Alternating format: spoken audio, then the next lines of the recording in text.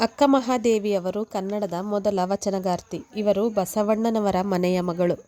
ಬಸವಣ್ಣನವರೇ ನನ್ನ ಗುರು ಎಂದು ಅಕ್ಕ ಮಹಾದೇವಿಯವರು ತಮ್ಮ ವಚನಗಳಲ್ಲಿ ಹೇಳಿದ್ದಾರೆ. ಅಕ್ಕ ಮಹಾದೇವಿಯವರ ಅಂಕಿತನಾಮ ಚೆನ್ನಮಲ್ಲಿಕಾರ್ಜುನ. ಇವರು ಒಟ್ಟು 430 ವಚನಗಳನ್ನು ರಚಿಸಿದ್ದಾರೆ.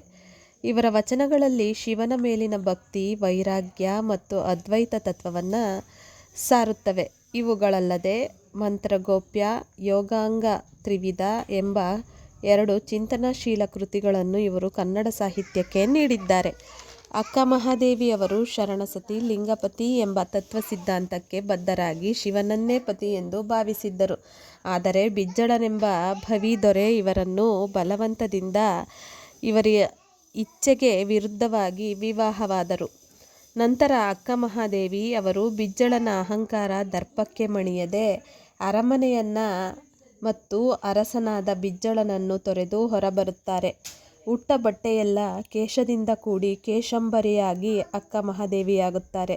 ಅಂದಿನ ಕಾಲದಲ್ಲೇ ಹೆಣ್ಣು ಒಬ್ಬಳು ತನ್ನ ಸ್ವಾತಂತ್ರ್ಯಕ್ಕಾಗಿ ಗಂಡನನ್ನು ಪ್ರಶ್ನೆ ಮಾಡಿದ ಮೊದಲ ಮಹಿಳೆ ಎಂದರೆ ಅಕ್ಕ ಮಹಾದೇವಿಯವರು. ಅಕ್ಕ ಮಹಾದೇವಿಯವರು ಲೋಕ ಸಂಚಾರ ಹೊರಟಾಗ ಮೊದಲು ಬಂದದ್ದು ಕಲ್ಯಾಣಕ್ಕೆ. ಅಲ್ಲಿಗೆ ಬಂದವರು ಬಸವಣ್ಣನವರನ್ನು ಭೇಟಿಯಾಗಲು ಮಹಾಮನೆ ಅನುಭವ ಮಂಟಪಕ್ಕೆ ಬಂದಾಗ ಮಹಾದೇವಿಯವರನ್ನು ಅಕ್ಕ ಎಂದು ಸಂಬೋಧಿಸಿದ್ದು ಬಸವಣ್ಣನವರು.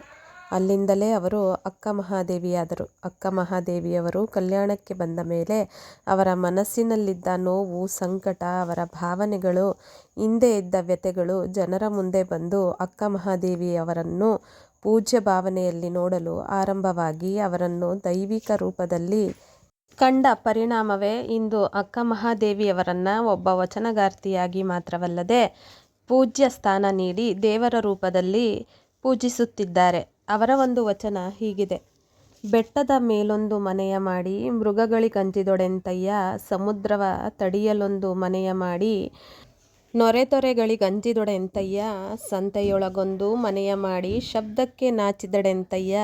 ಈ ಲೋಕದೊಳಗೆ ಹುಟ್ಟಿದ ಬಳಿಕ ಸ್ತುತಿ ನಿಂದೆಗಳು ಬಂದರೆ ಮನದಲ್ಲಿ ಕೋಪವ ತಾಳದೆ ಸಮಾಧಾನಿಯಾಗಿರಬೇಕು.